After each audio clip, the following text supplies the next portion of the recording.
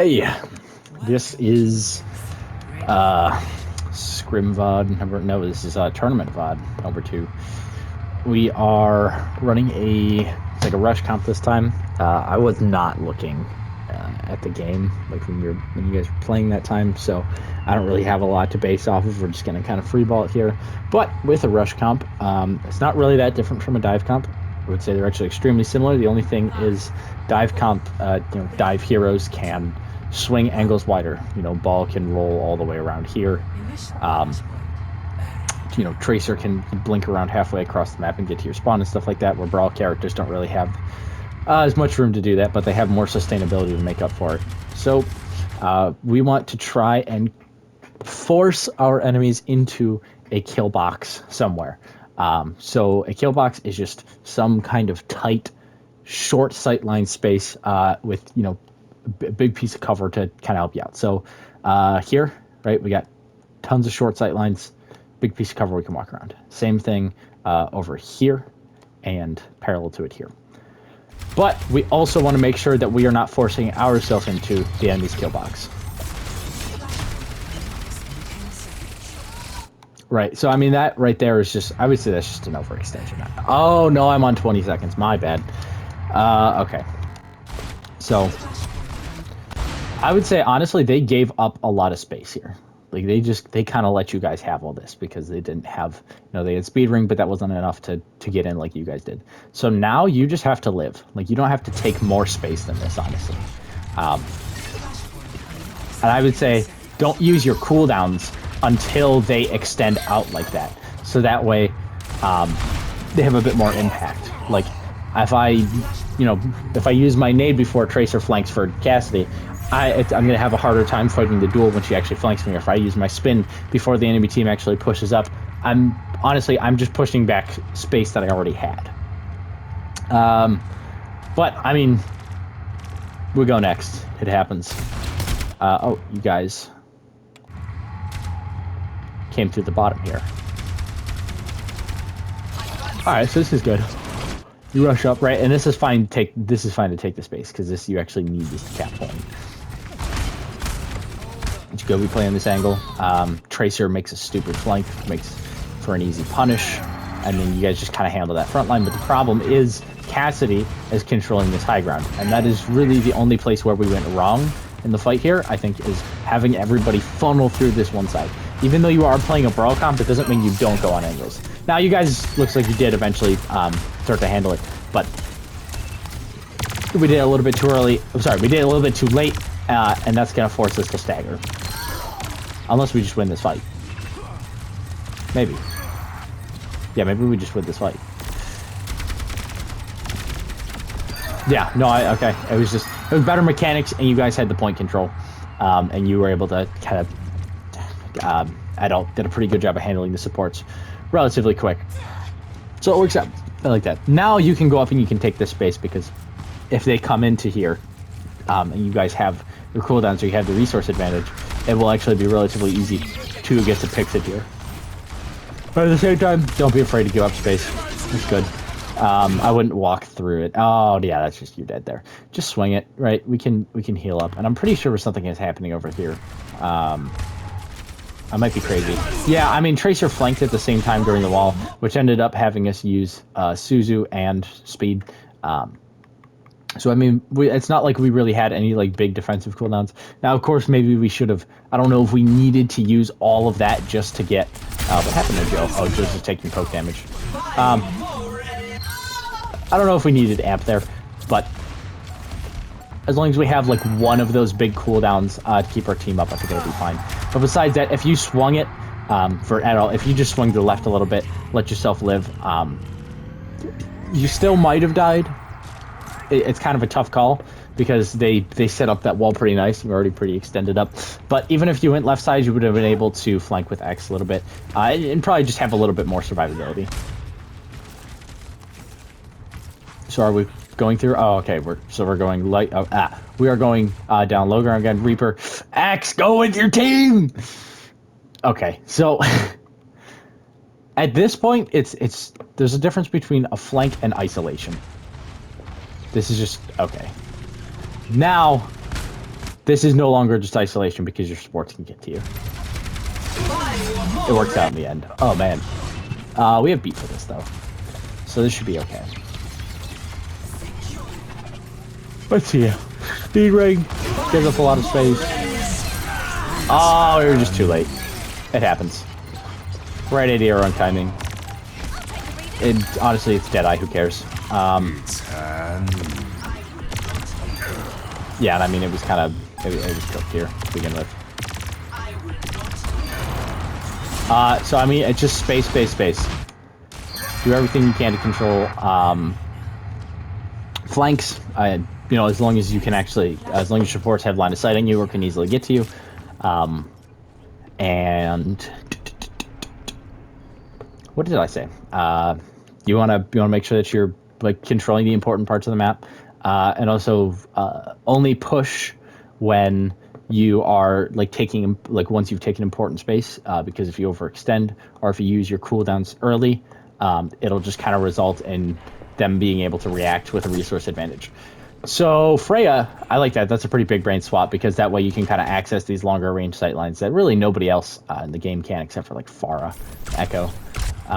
Important parts of the map here are this high ground, which looks like you guys are going to fight for, and I would say probably like this little section here, but it's not used as much. If anything, it's kind of just used to push onto point. Sometimes you see people take the fight here because you can get a little bit of a more long range sight line.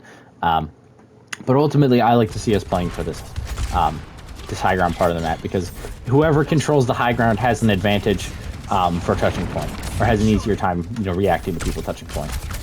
So, right, you can push up this much now because we're actually trying to take the space. But anything more than this right here is too much. And we handled that relatively well. You know, I slight overextension, but I mean that's all it takes to get absolutely burnt. Also, I mean, let me just see. I'm not blaming anybody here. I just want to see if maybe we could have provided a little more healing. Yeah, because I mean, like, this is the thing: is even if your supports could heal you, like, they are hard pressed to get over to you, and they're gonna have to overextend themselves to be able to keep you alive. I don't know about going on a flank now. Yeah, that's just kind of bound to get you killed. If anything, it's fine. Like, fight till you die here because we're pretty much cooked without the tank. But you could also just teleport out. Yeah, I don't think it's that consequential. So I mean, it's kind of the same thing as first fight. We're just like taking off more than like biting off more than we can chew. And I guess maybe we can also talk about the timing of the flanks a little bit. But I think X is doing a relatively good job at that. I would say maybe Joe, see if you can like take some alternate angles here and find some opportunities to hit the squishies, because if I recall correctly here, like when we were taking this fight and we were pushing up, let me see, I might be wrong. Yeah, okay, no, you had good target priority. I don't know why, I thought you were just kind of beaming into tanks for some reason. But this is fine. Now, looking at the ult economy here, we should be able to have a resource advantage here, especially if we do like a Kitsune Blossom, or even just, you know, one of them individually. All right, there's the Kitsune. I really like this angle. Also, this Kitsune is really well placed because it goes like straight into their backline, and it forces this Orisa to make a decision that she does not want to make, which means she either has to run into your backline or she has to back up and try to live. And she goes for the running into your backline, which allows X to hit an absolutely nasty Blossom. Yeah, I mean, that was well played. So now, I would really watch out for wall, because last time they cut off Adult really well with the wall when he pushed up. So if anything, actually, we want to give them a little bit of space, or we want to play in a position that's a little bit more unorthodox, or just something different than what we were doing before, even if that means like setting up over here or something like that, so that they can't do it as easily, or see if we can put pressure on that Baptiste to force out his wall early. I don't really care about Pulse or Deadeye. I mean, you should track Pulse, especially as the supports, but it's not as big of a concern as Bap Wall is. And also Terra Surge But once again, I mean, it's not super significant. I would say track what's going to be like at most absolutely important. You can note all of the ults that are there, and if they have like an overall resource advantage on you, you can be like, hey, we should play this fight really passively. Now there, it was like we fought with all this space that we had, but since we didn't account for the resource advantage, they were able to just kind of pump our cooldowns into us. Also, positionally speaking, I think this is a little bit, I don't know, because it looks like you're stacking around. Joe is on a bit of a flank here, which isn't bad. Although, honestly, I would maybe like to see Joe playing over here and then flying up to this, because it's much easier to recover on this angle and like play with your team and fight for point. It's just a bit of a smoother rotate overall, where if this Tracer sees you and catches you when you don't have your scoped in bolt, she might be able to cook you here.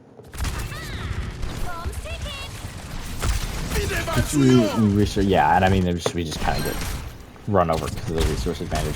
And now it's fight till you die or live, or try to get out of it.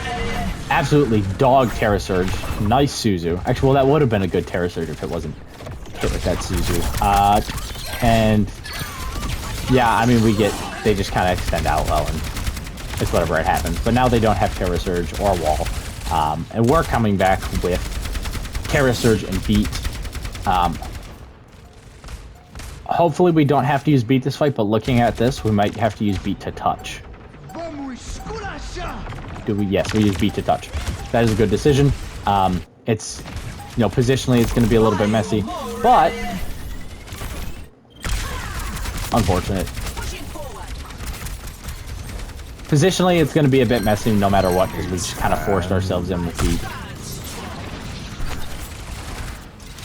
We just tank that Deadeye. We win this. I have faith. Just deal with that Cassidy flank. We got a pick. Can Sunny 1v2? Oh yeah, he's got Fog Juice. This is winnable. Love to see it. No, he was reloading! I mean, yeah, like, he was right there, but well fought. Okay. But I don't recall how much you guys talked about ult tracking. I think I remember on Shambali, you guys were doing a pretty good job of looking at Pulse Bomb. But just something that is important to note. I'm going to kind of grind in. I want to put a little more emphasis on angles now. Okay, now, Freya was a good pick for that second map because it was open. There was no roof, there was no problems. But now, you want to think about where the fight is going to be happening a lot of the time, and that's probably going to be either over here or the long way like this. And even so, if you're up in the air like that, you can see how this second floor can kind of get in the way of that. So if anything, I would actually swap to, I know we talked a little bit about doing double flex because that's what you guys are more comfortable with. Probably don't want to do Tracer because then we give up almost all of our long range advantage, and there are some longer sightlines on this point in particular. If anything, I would say you could do Bastion, you could go back to Cassidy, or if you are comfortable enough, pick Genji. But nonetheless, let's see how we handle this. Like I said before, important parts of the map is absolutely this high ground. This is kind of, I would say, as a rush comp, this is where you want to take the fight every single time. And since you guys are doing a mirror, this is probably where it's going to be, or it's going to be over there. But it looks like the rotate's happening over here. The other, I guess, important part of the map, I mean, kind of like these low points here, because this is where we can create another kill box. But that's once we're fighting for point. So let's see. Don't got to do anything too crazy right now. Even that here, we don't need to push up that much right now. We have the important space on the map. Just play this corner, and then work around these boxes or work around this pillar. But we don't need to fight for our life right now. Okay, kind of a solid. I didn't even see what happened. See, you teleported out back. Yeah, I mean that was shit. All right, good stuff, Sonny. Yeah, I mean you cleaned that up really well after it. I think it was just really unorthodox. Their backline was not paying attention at all. And when they extend out like that, you can punish the Orisa quite well. And then, yeah, I mean, it's just clean up after that. So that was good, right? And since all of you didn't like completely push up and take all that space right away, you were able to react to their push. And we swap off to Bastion. Good choice. Okay. It looks like the fight's probably going to happen in the same spot. Yeah, it looks like they're coming through this way. Oh, maybe not. That would be kind of a dumb approach if they went that way. Yeah, they're going to come through here. So yeah, we can also try to control this flank on the right side a little bit, but that's a little bit more for Reaper. Wow, we just like obliterated him. Okay, good job. And since we were playing this corner, and everybody was, you know, had good cover, it was really easy to counteract that wall.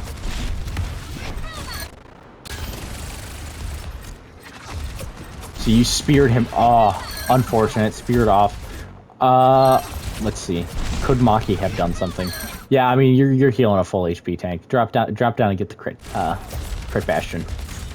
And then once they're here, I mean, they're already cooked. Because their fight plan was the wall, and they just got completely deleted for it. And then after that, they tried to push up when they didn't have the resources that you guys did.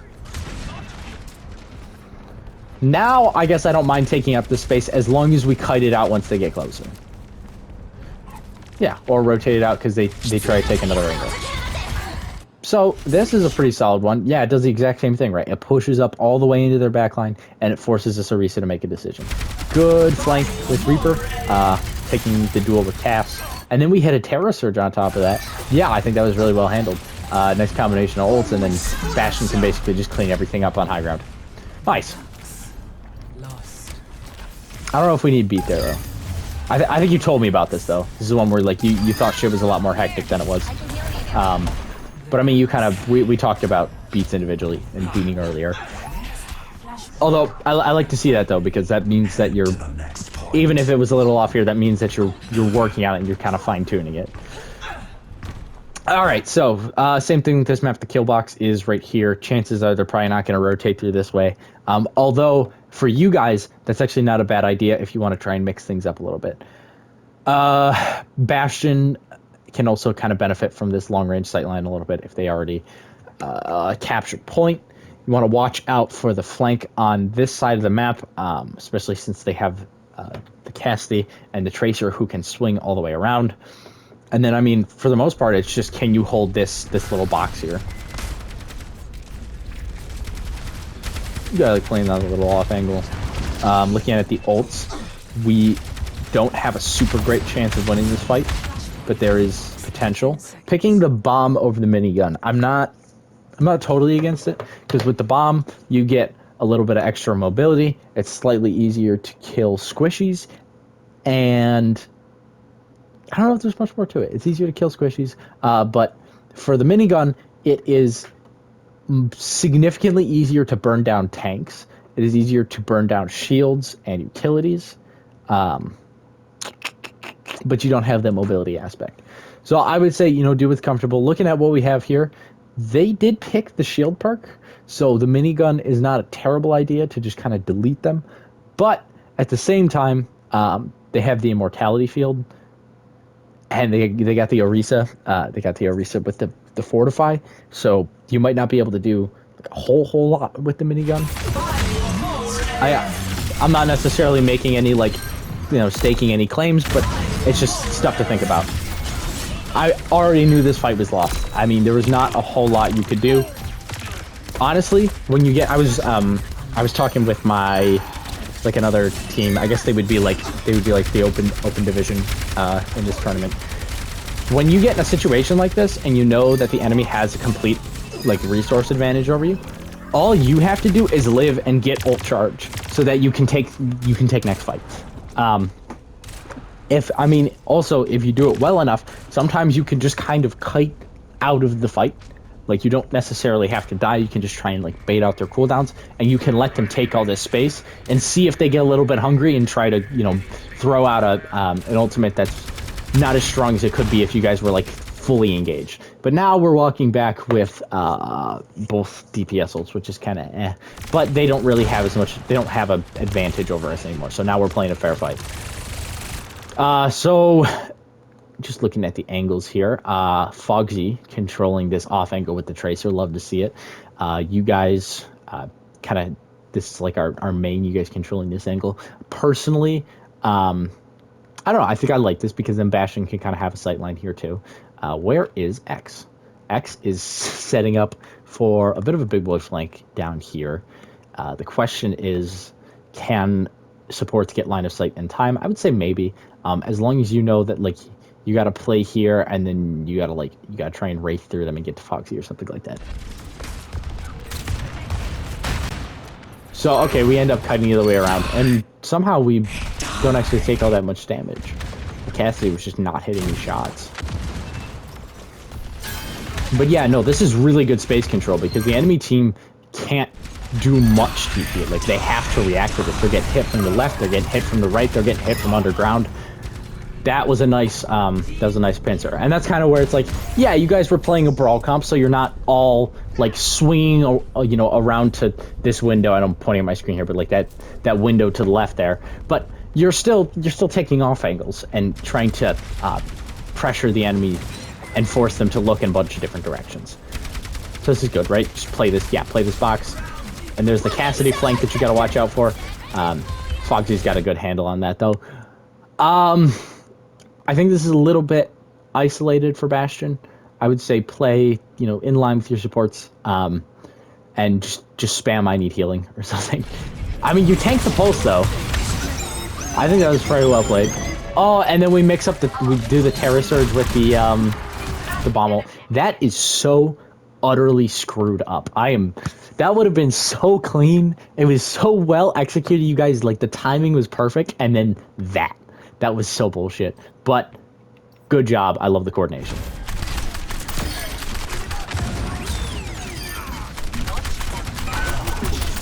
And then just, yeah, light her up. Good job.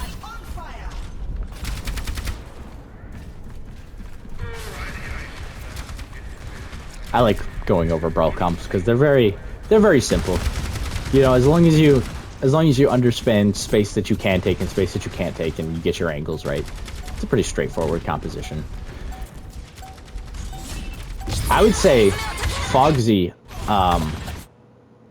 maybe like not just Fogsy, but I would say either of the supports kind of anticipate the Tracer flank because it's gonna happen. Even if it happens late, it's gonna happen. And having somebody to kind of have that like in the back burner of their mind at all times will make that, whatever that Tracer flank is, much less impactful for sending. Okay, so just send that Suzu off to fucking Narnia. Let me see.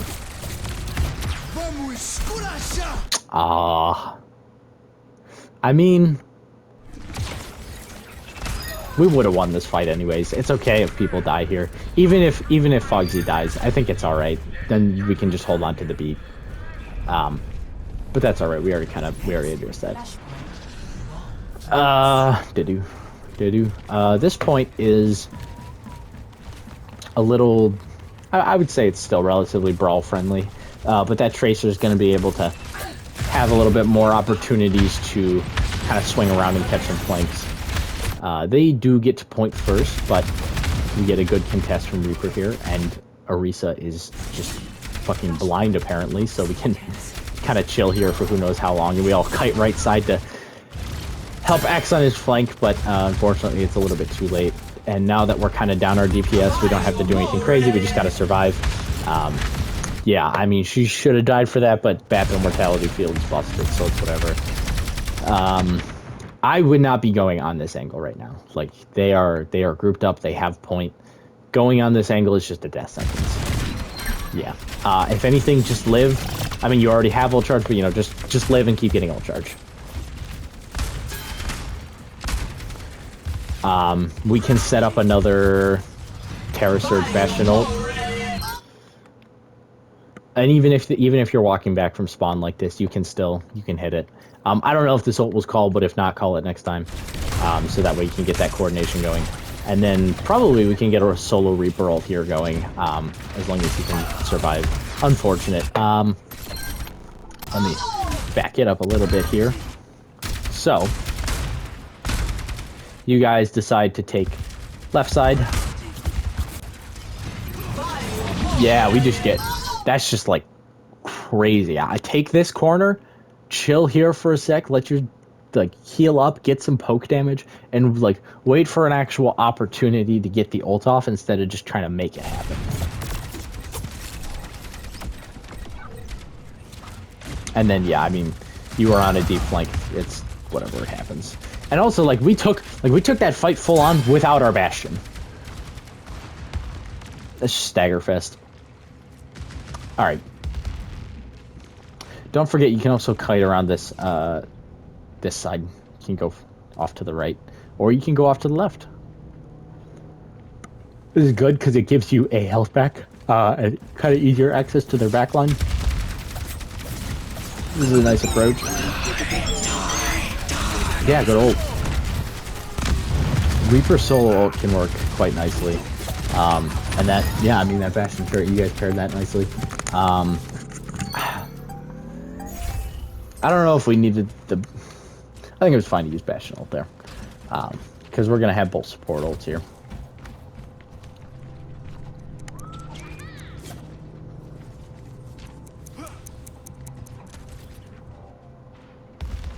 Yeah, if you think Tracer's flanking through there, just control that space. And then, now, this is where you got to be careful as a brawl comp. Yes, this is a good off angle, and you will be able to bait out attention. But, as of now, unless your tank takes a lot of space, you guys are overextended. Right now, at the moment here, you weren't overextended because your tank played up crazy far, but ultimately, Adult should have been playing here. And then, if you guys can wrap back, it'll work out. But if, if push comes to shove and you get forced out back here and you guys are still rotating out, that's going to be a tough spot to be in. And then we would have to get Fogsy in to kind of push you guys out. Well, I'm not necessarily discouraging the flank, but just consider the timing of it.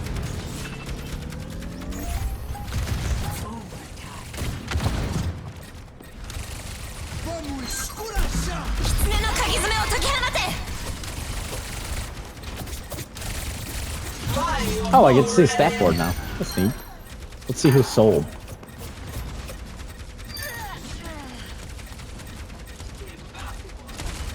Alright, yeah, I mean, this fight's... It was lost. It's whatever, you guys staggered. So yeah, okay.